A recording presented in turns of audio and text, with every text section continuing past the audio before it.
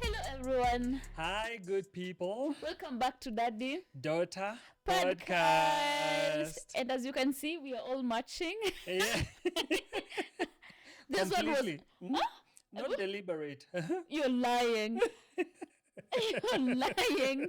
But then when Dad decided to copy me today, he saw me wearing this top and he was like, "Yeah, I have this color of sweater I've not worn in a while." Yeah. Boom. We are matching like couples on YouTube. Well, like Yeah. daddy and daughter on YouTube. Okay. So on today's episode, we are talking about The things that we tell our kids that kill them. or build them. And yes, this episode, we are actually, it's all sort of like a part 2 of the episode we from. did last week. Yes. Yeah, and it's gonna be a really nice one. Today we are focusing on the negatives. So if you're team positive, rewatch the last one. But yeah, today we'll be talking about only the negative things we tell our daughters or our children that kill them, not Yeah. just build them, that break them. Yeah. Yeah. So we want to highlight that, and this is actually to just tell us parents when we say these things, as much as our parents told us these things, it's not that now that we survived, it was a miracle that we survived. Yeah. Yeah, so we don't have to forward our traumas from we don't have to carry forward our traumas from our now the grandparents of our kids, to our kids. So on to our first our first point, Yes. shouting at your kids.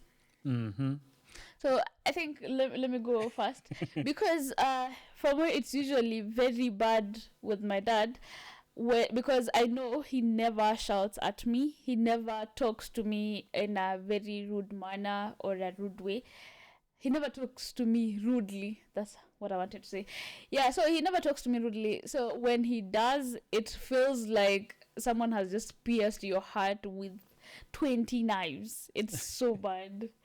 Yeah, sometimes and parents now will be on my side on this one. Shouting at your daughter sometimes is because sometimes she can be so stubborn. Like I you're thought you were just gonna say I'm gonna be annoying. well, and a little bit annoying because you're just saying, okay, can we do this? And most of the times, I think when I shout at you, it's just because it's something I have been saying and repeating. And it's because sometimes you just think I don't listen to you. Okay. I don't know why, but I don't know, you just think I don't listen to you until when I quote what you've just told me, or when I quote what you've advised me on, then I tell you, yeah, I used this here and here, and you had told me this and this. I was like, oh, so you listen to me. It's Yeah. like, I actually listen. Yeah. So that's usually a nice surprise. And I don't think parents can avoid shouting at their kids 100%, because I know we can be Yeah, kids can be annoying. Yes, but just kidogo. So I don't think you can avoid shouting at your kids, but shouting all the time, shouting until every neighbor know that's Mama Nani talking to whoever. Yeah. Tone down kidogo. That is usually annoying. And at this age, we appreciate having a good conversation. Just sitting down and telling me, by the way, hapa ulifanya upuzi, please rectify. Not just shouting all the time. It's Yeah, they are not deaf. not very demure. Yeah. You do not know what I'm talking about because you're not on TikTok. No, I don't know what you're talking about, but I've heard that. Actually it's a told you what it voice. means. Yeah, you've told me about it. Oh yeah. Yeah. On So to the parents, oops, yeah, sorry. Go ahead. Yeah, so parents, and especially fathers and 2 daughters. I know sometimes we have very high expectations of our daughters, and since when we were growing up, we were also called names, we tend to extend the same to our kids. Yeah. So we are like, practically, we name call our kids and we actually normalize it. Yeah, especially telling them, you're stupid, you're so dumb, like, But they, those things. not to chomea my mom, but my mom likes calling us stupid. Okay. Me, my bros. So she'll just be like, yeah, you're so stupid, you're so stupid. So the other day, because we never used to have this sit down conversation and talk about, oh, you should not be, you should. No. So recently, I just told her, hey, by the way, when you say someone is stupid or when you actually call me stupid, at some point, I believed I was stupid. And she was so shocked. And she felt really bad for just knowing that she hurt us. For her, it was just name calling us not in a light way, but she was not expecting us to believe we were stupid as she was calling us. So if your parent has been doing this and you kind of feel like you're starting to believe you're stupid, you're foolish, or when you're just like, anyway, there's nothing good about me. For them, ni matusi tu, you feel bad at that time, then you move on. But kwako, you're feeling like, yeah, this is something that is affecting me. Talk about it. Talk to them. You'll actually be shocked how they are thinking and what they meant in real sense. So when she was just when we were still talking, she was like, yeah, I didn't mean it that way. I didn't think it was affecting you. I've already told you you're smart. I'm just like, my parent or you telling your daughter one day, oh, you're really smart, it doesn't cancel the 100 times you've told her you're stupid. Yeah, true. Because I can attest to that. It took a lot of time for me to just convince you that you're smart. Yes. Yeah, like I would tell you, okay, you're smart until you go to college and then you come back and you've actually scored some A's and you're also surprised about yourself. Yeah. Like, how did I get this? Yeah. Like, why I can score this high? Yeah, you're pretty good in class. So it's important, yeah, we emphasize on or rather, we just remove name calling. If you have to call your kid or your daughter names, call her real name and tell her things like. I thought you wanted to say, if you want to call your daughter her name, just call her sijui engineer, doctor. I don't think those things work. Yeah, there is also that other part. It's better. I think it's better you just tell your kid, Ebu talk up, you're annoying me. Then talk up umbwa, talk up you Jinga. So just be like, you're pissing me off, please leave. Yeah. You're pissing me off, ndakupiga. Yeah. Like, we don't have to name call someone and whatever. Yeah. And it goes hand in hand with the shouting. Yes. So when you shout, that's when now the name calling kicks in. Yeah. Until all the neighbors know that's Aurelian. Nagombanishwa hivo. On to our next point, man up or act like a lady or stop acting like a lady. I don't know. Men have decided that telling the other man or someone like stop acting like a lady ni matusi. Kwani how do we act? Or or fathers telling their sons stop acting like a lady. Uko na umama. Kwani umama why? Yeah. It's yeah. So that level of stereotyping women and then applying it on especially boys. Especially sometimes when a boy is hurt and then he's crying and you go like, man up. Yeah. Men do not cry. And then they're watching their sisters over there, so they're thinking, oh, so my sisters are allowed to cry and I'm not allowed to cry. Then the sisters are being told, hey, sit down like a lady. Talk like a lady. Act like a lady. You need to sit like this. You need to talk like this. You need to. Yeah. so it plays with their psyche. So parents, I hope you're taking notes. If I you, hope so too.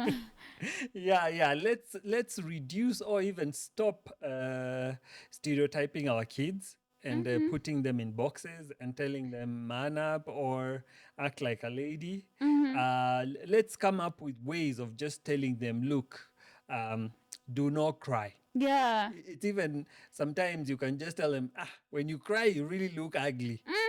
Or if they're crying and it's something petty, just tell them, "Hey, by the way, you cry about bigger things. This one is a bit too petty to be Yeah. crying on that." Yeah. So instead of just telling someone man up, not telling someone, telling your kids man up, and especially when we are below 20, they're still trying to grow, they're still trying to figure things out, and here you are with the expectations of, yeah, you're a man, you can't cry, and your daughter is there listening, so they're just like, so I'm a lady, I should just be crying.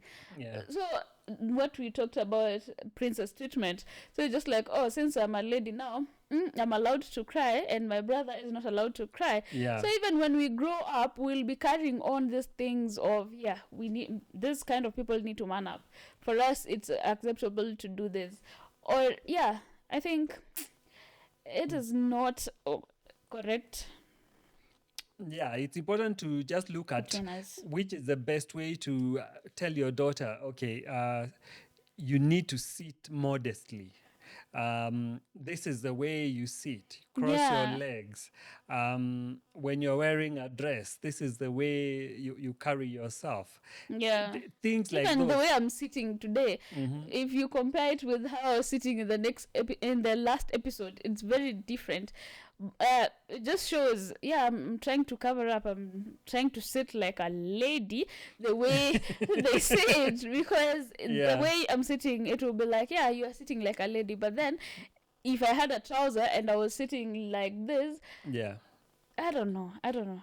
Yeah, but basically, yeah, it's all about reframing. Yeah. What we are talking about is we need to reframe what we tell our kids. Learn So- how to communicate effectively. Yes, so that they can be able to understand when you tell them this, it's because there are different genders. Men are different, women are different.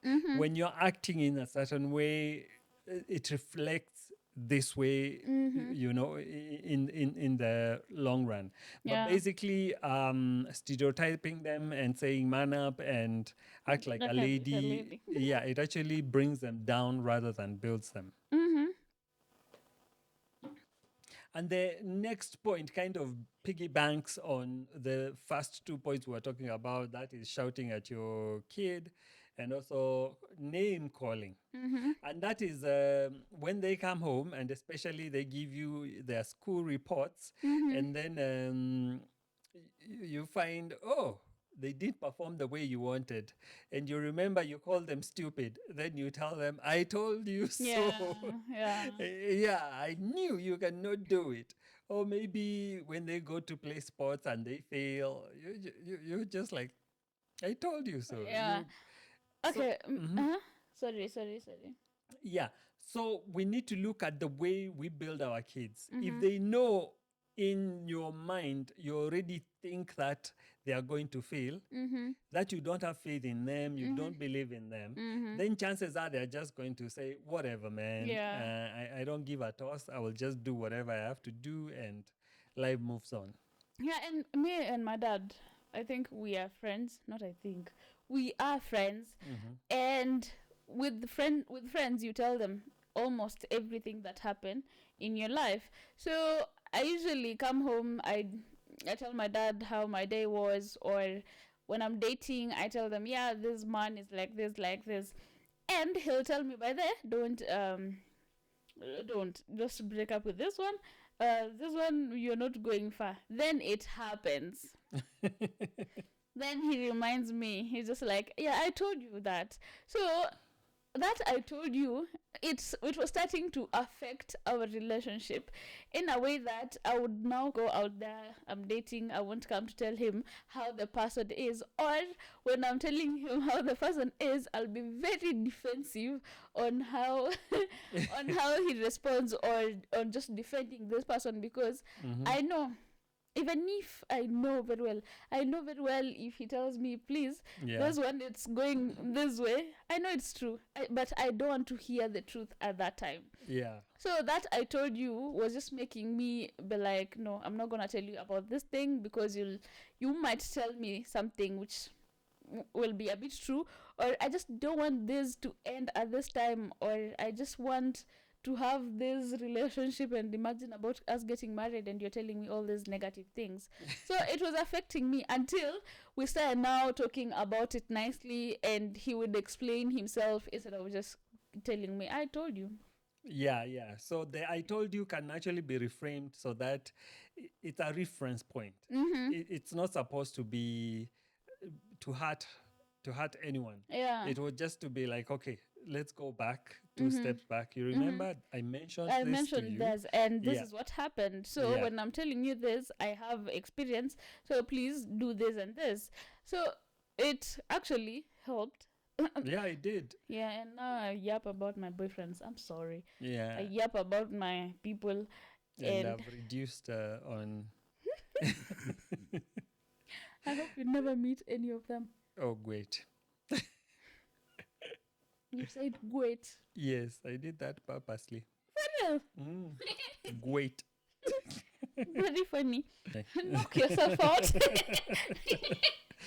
All right. And the next one is something we used to hear, especially in our traditional families, in culture, cursing our kids. Again, it sounds like just a simple thing to do. Like you're busy helping your.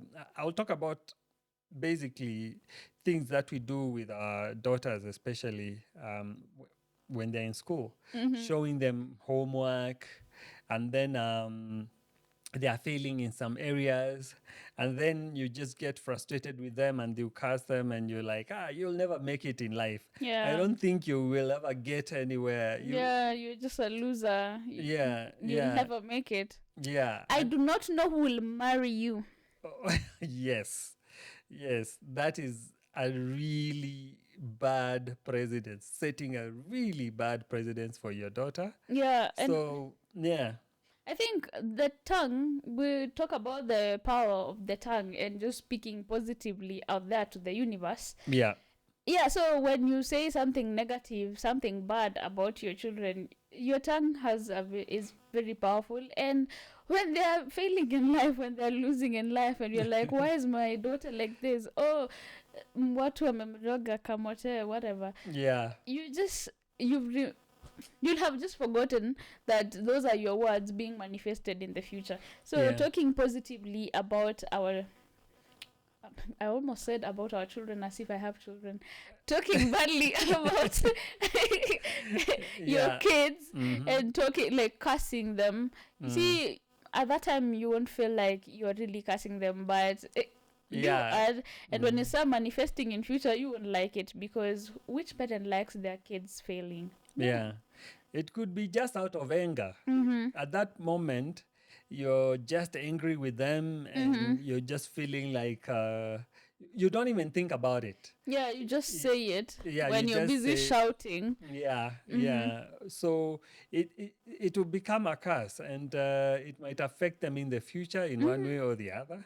And then you know what they say, not what they say, you know what the Bible says about curses. Sometimes it can affect generations. Yeah. So parents, take notes. Then tuko hapo tunatubu. Why? Yeah. Generation, please God, bro. Yeah. Yeah, man. Why are you giving us a lot of tasks to start praying about the Generational curses. as generational whatever, and breaking generational? Yeah. We want to pray about other things, please. Yeah. Stop giving us a lot of work to start praying about generational curses. Word. Yeah. So then blaming them for your life failures, or just blaming them, especially if you got them at a young age, or if something happens in your marriage, or especially not especially, but yeah, if something happened in your marriage or your separate ways, then you're just like, yeah, you're the one who caused this. Or if you got them at a young age, yeah, you see, you ruined my life. Yeah. And I'll just be here wondering, how Mm-hmm. did I ruin your life? Surely it Mm-hmm. was your decision Yes.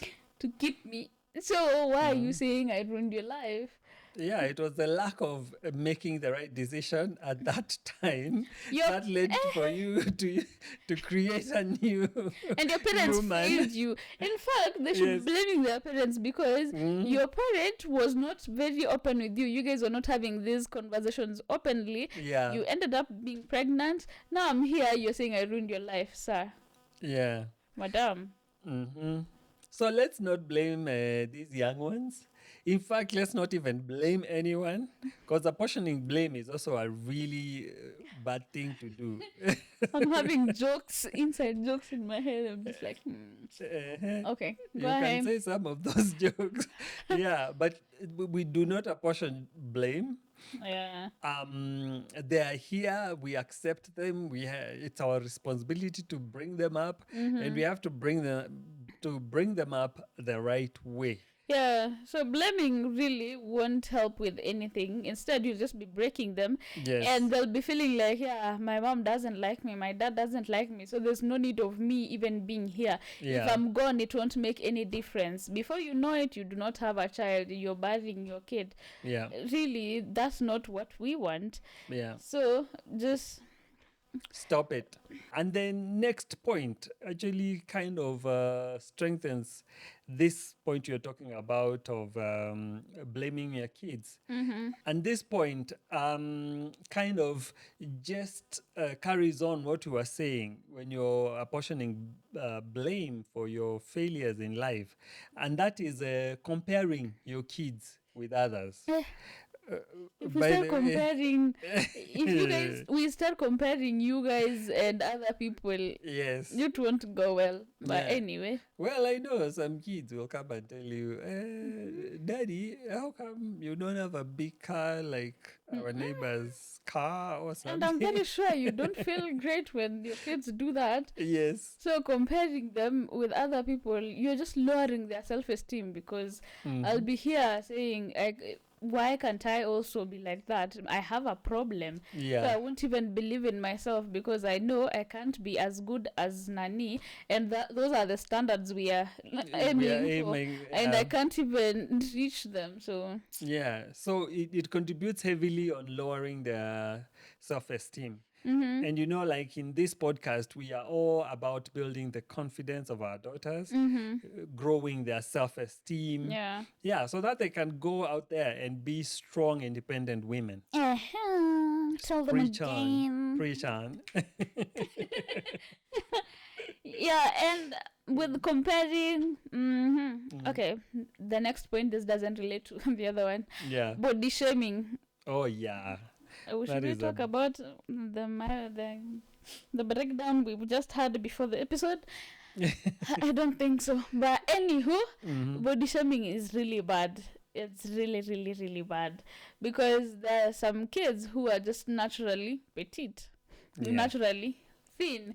There are kids who are naturally fat, and I like the fact that we have now different body sizes campaigning for body Body positive. body positive. Mbona imekataa kutoka? Ala. Okay. Yeah, campaigning about body positive. It's really helping, and just right now I think in this generation we are kind of doing well because we are breaking those standards for beauty standards that are very unrealistic. So if you start body shaming your kid and then they go on the internet and see these unrealistic standards of beauty, you'll just be breaking them because how am I like this and other people are like that? Yeah. Yeah, especially and then kids are different. Of course, everybody is different. Yeah, there are some, especially the girls, who probably love their food, Yes. and in the process, they will pack some weight. Yeah, and then as a parent, instead of supporting them, because some actually love for food sometimes it's not even natural. Sometimes it could be driven by stress. Yeah. And then they start packing some weight. Yeah. And then you start body shaming them and calling them, they look around like a pig. Now, who told you look around like a pig? Yeah, there's some parents who are harsh on their kids. Yeah, so maybe your kid is there binge eating and you don't know what's going on. You're just busy blaming them, wondering, why are you fat? Why are you growing so fat? Yeah. Why can't you talk to that child? Yeah. So body shaming, it hurts even more when they are your parents who are doing it, because these are the people who are supposed to be having your back. These are the people who are supposed to be supporting you. If you're the one contributing to your daughter's stress and depression, then you're really not building your child, you are killing them. Yeah. Did you see what I did there? Yep. Okay. So when you're watching a movie or reading a book, then you read the title of the book. Okay. Or you hear the title of the movie being said in the movie. Yeah. Do you usually feel the happiness? Yeah, it feels exciting because This there's a is line. what I've been feeling now. That's what I felt when I said that. Oh, brilliant. Yeah, so body shaming is not the way to go. Instead, if you feel like your baby or your child is overweight and it might be not good for their health, motivate them to work out, motivate them to eat healthy. If you feel like your child is getting emaciated because they're not eating, they've decided they'll eat 1 meal in a day, motivate them to eat. You don't know what's going on in their life. You don't know why they're stressing. Or why they're not eating. Maybe health-wise they're having a problem with their health, and you're just busy there telling them, why can't you eat, why can't you grow like other people? Yeah, it could be a health challenge. I have an auntie who used to call me kijiti. Oh my goodness. So why ni kijiti? Yeah. And it's taken as if it's just a normal thing to say these things, but it takes a toll on our daughters. So again, I used stop to think, it. I used to think when you do this, like every time someone told me, oh, by there you're adding weight, I'll be like, no, I'm not adding weight, because if you can be able to shika this place here, if I can wrap my my fingers around my wrist, then I'm not adding weight. I'm still very thin. You're good. Then the other point, and I think this one I'm not going to say I'm going to defend it a little, but there's just something we love doing as parents, as fathers of daughters. No, I'm not going to defend it that much, but it's sometimes exciting, just embarrassing our kids in front of their peers. But yeah, if you embarrass them purposely, and this kind of embarrassment is not the kind we are talking about here, where you're just trying to encourage them and they're feeling uncomfortable. It's the kind of embarrassment where you name call them probably in front of their peers. Or you tell them, I knew it, you cannot even do this. Yeah, in front of their peers. Yeah, in front of their peers. Or just telling, or that way, embarrassing me, or telling my friends, or my friends come over, you start telling them things that I told you in confidence that I didn't want to be out there. Or when you're busy shouting and them calling me, then you start saying things that were that I told you in confidence. So that really it will break me, because how am I going to hang out with my friends if they now know my secrets? Yeah, so sometimes actually this kind of embarrassment can be so bad such that they can drive someone to even take their own lives, because you don't know how you can be able to walk out there and meet the same people who your dad embarrassed you in front of. Yeah. So once again, parents, I hope you're taking notes. Let's take these things seriously. Let's stop. Oopsie, belching. Sorry. Yeah, let's stop embarrassing our daughters, especially in front of their peers. Yeah. Our work is to protect them, and they need to feel safe around us. Yeah. So no embarrassing them. Yeah, I remember growing up, I had a friend who, you see, as girls, when you get your first period, it's usually you're usually not very comfortable with it, especially if you've not had proper education about it. Even if you have proper education, it just feels some type of way, and you do not want it to be broadcasted around you're having your periods or you've gotten your first period. Then before you know it, your business is out there. Now everyone knows you've become a woman. Please, you might think you're doing us a favor and sharing with your friends of how my daughter has become a woman and my son is becoming a man, but no, it's embarrassing. It really does a number on someone. So my friend, Yes. the mom came, told my mom, and they're shouting, laughing about it. They're happy. But then when I went to tell my friend about it, she was not happy because she's just like, why did my mom tell your mom? I felt her. Yeah, it can be extremely embarrassing. And the last point, which is going to close for us, Yes. and I'm sure a lot of dads are used this line, because I said so. Yeah. Yeah, so you're telling your daughter, today I want you to do 1, 2, 3 things, and your daughter is hormones are all over the place. Wow. And they are going, yeah. I Wow. think, dads who You've have learned daughters. a lot from me. You should pay me. Yeah. I've taught you a lot of things. Yeah, and she says, no, I'm not feeling like doing this. And then you're like, no. Just do it because why? Yeah, you have to I do it said because so. I said so. Yeah. So that level of authority, sometimes it works. Yeah. Because if probably she is just feeling lazy and she doesn't have the drive to do some things, then it's necessary for the parent to A little push. Yeah. So that little nudge is necessary, but it has also to be done lovingly. Yeah. But now when it's in the middle of a fight, and then you say, because I said so, and then if they don't do it, they're either reprimanded or, given, what is it called? I've forgotten.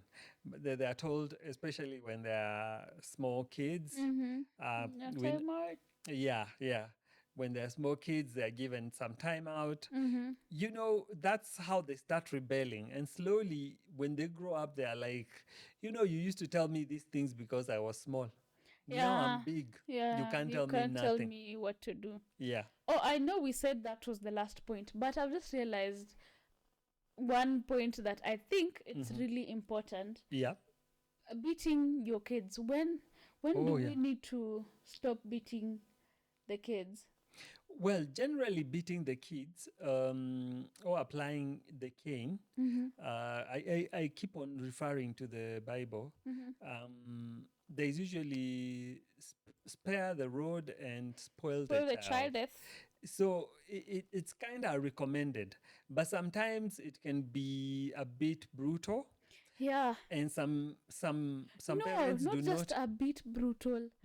Hey, there are mothers who beat up their children as if they're animals. Yeah. Like you beat up your kid mpaka ako na scar. Growing up ako hapa na scar. Hey, why are you beating up your child as if you want to kill them? It's because these parents have other underlying issues, traumas that they need to deal with. I think this generation we should not continue with that culture. Yeah. Beat your child in a loving manner. Don't beat up your child as if you want to kill them. Yeah. That is traumatizing. Yeah. So when you're beating up, if you don't want to spoil the whatever, if you you can spare the road, yes. No, but not the other spoiling. Yeah, you can spare the road but still not be able to. Yeah, you can spare the road but not spoil the kid. Why? Yeah. Because you can establish other ways of being able to talk to them so that they can understand. This comes from some experience.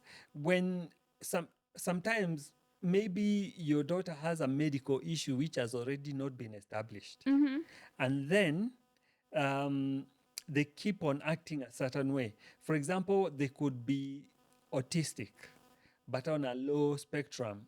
So they turn out to be super stubborn. Or they could be having bipolar, and you don't know.